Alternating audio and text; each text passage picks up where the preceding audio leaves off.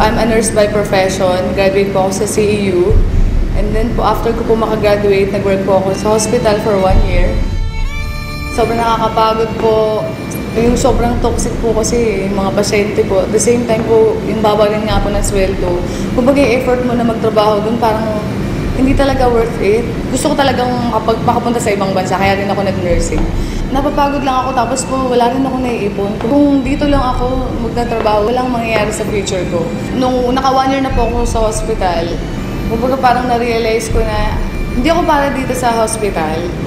Hanggang nag-work ako, nag-apply po ako sa bangko. Kasi nga medyo mas mataas ang sweldo. Ang hirap-hirap magbilang ng perang hindi sa'yo. Milyon-milyon po araw-araw ang binibilang ko. Pero parang sabi ko, kailan kaya darating yung time na sariling kong pera naman yung binibilang ko. Sa araw-araw po na pagtatrabaho ko sa bangko, aga-aga ko pong gumigising and then late, sobrang late na po ako umuwi. Tapos wala pang 500 yung kinikita ko sa isang araw. Kumbaga talagang hindi po talaga siya worth it na pagtrabahuhan. Minsan, nasa-short din ako sa bangko. Siyempre, kailangan mong bayaran yun, di ba? Magkano na nga lang po yung sinasweldo ko sa bangko, tapos kakaltasan ka pa.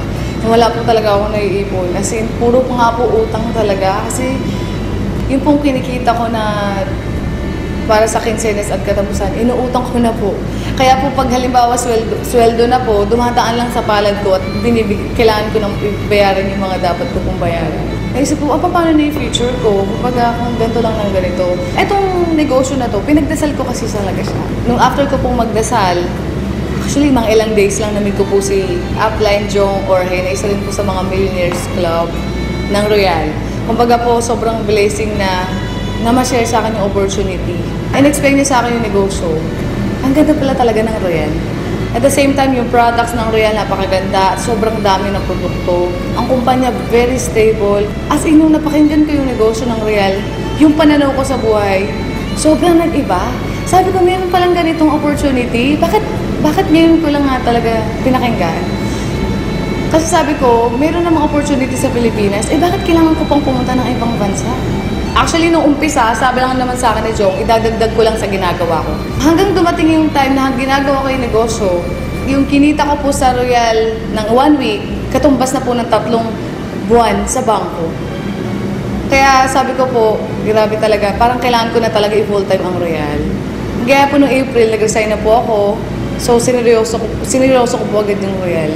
Na-realize ko na working hard is different from working smart. Kahit gaano ka kasipag, kahit gaano ka katsaga, kung magamaling sistema yung ginagawa mo, hindi ka yayaman. Pero po, grabe po, yung sipag mo, yung tiyaga mo, ilipat mo sa Royal, tamang sistema, panigurado yayaman ka. Mas nakakaipon na ako ngayon, and like dati kasi, talagang puro utang. Ngayon yung mga utang ko, nabayaran ko na. Ngayon sila na yung utang sa akin, gano'n. Noon, gumigising ako ng sobrang aga kasi may pasok ako eh. Ngayon, nung nag-Royal ako, gumigising lang ako kapag tapos na ako matulog. After 7 months lang, nakabili po ako ng brand new Ford Fiesta because of Royal Business Club. Kaya sobrang thankful po ako, buti na lang may Royal. Lahat po naging negative sa akin, sobrang naging positive po sila. Yung pera na dati sa bangko, sobrang pagod ako magbilang ng perang hindi akin. So nakakatawa dito sa Royal, sariling pera ko na yung binibilang ko. Doon ko nakita na yung magulang ko po sobrang proud sa akin.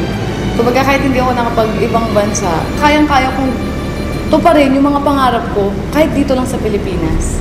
Kasi may Royal Business Club. Tsaka dito nakakatulong ka sa mga tao eh. Yung ginagawa mo hindi lang para sa sarili mo, pero para din sa iba na may mga pangarap din. Kasi ako nakuha ko na yung pangarap ko. Pero yung mga kasamahan ko na naging part ng Royal, gusto ko rin silang matulungan na makuha rin nila yung mga pangarap nila.